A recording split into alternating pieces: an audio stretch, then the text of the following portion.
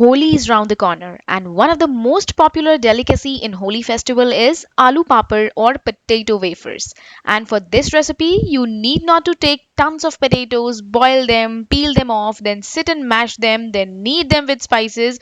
OMG, what not? Just forget everything. Today's aloo papad recipe is so easy that you can make it whenever you feel like throughout the year. Hey guys, welcome to Dash of Delight. I am Soumya. I've taken two potatoes. These are medium sized potatoes, neither too big nor too small. I'm gonna peel them properly and wash them under running water. Make sure there's no dirt or mud on the potatoes. So once you are done peeling, wash and clean them nicely. Then chop them off into small pieces. You can also use manual chopper, grater or food processor. I am doing it manually as I have only two potatoes. Once chopped, immediately transfer it into a big bowl of water. Wash the chopped potatoes couple of times and discard the starchy water. Then let them soak for 10 minutes. Remember, once you peel the potatoes, they tend to oxidize very quickly if exposed to air. So soaking them in water is extremely important. Now transfer all the chopped potatoes in a blender jar and add a cup of water. Then blend everything together into a fine paste. So let me show you. See, it should be really fine and smooth like this. So blend for at least 10 to 15 seconds to get a smooth paste like this. Now take a saucepan or a non-stick pan, whatever works for you, and add 1 glass of water into it. Then strain all the potato paste directly into the pan. There we go. Then keep the flame or the heat to medium and let it cook until it is reduced to 1/3 of its quantity. So keep stirring and cooking until it thickens and reduces. This process is a bit lengthy one, so it might take up to 20 to 25 minutes. Then once it's reduced, simmer the heat or flame and add salt as per your taste. Some cumin seeds, you can also use cumin powder. Add a little bit of chopped cilantro or coriander leaves.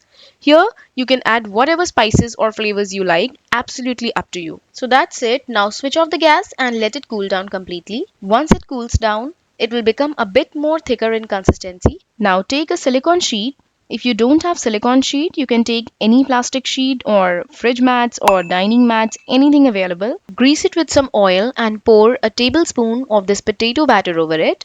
Then leave some gap and keep pouring the batter.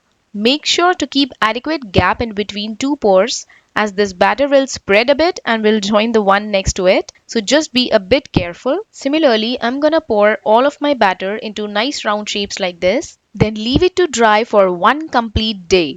You can sun dry them or simply leave on countertop, absolutely your choice. When they are dried on one side, just flip them over and dry on other side also. In order to take it out, simply glide your fingers under the crisps or poppers without putting much pressure. This process is very easy, you just need to go slow and calmly. You can also use knife and run it in a similar way as we did with our fingers. You can do either of the ways, whichever you are comfortable in.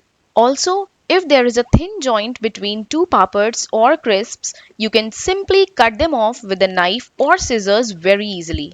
So see, our potato crisps or poppers have come out to be so perfect. If you want them to be a bit thicker, make sure to make a thick batter. I prefer them to be thin and transparent like this, but that's absolutely your choice. Now let me fry these poppers and show you. So simply take some oil in a kadai or a frying pan and deep fry them for hardly 5 to 6 seconds. So hold them with tongs and dip and lift immediately so that they don't get burnt. If you don't want to deep fry, you can also roast them on flame or place it on a hot pan or a tawa. You can even place them in a microwave for 7-8 seconds on each side.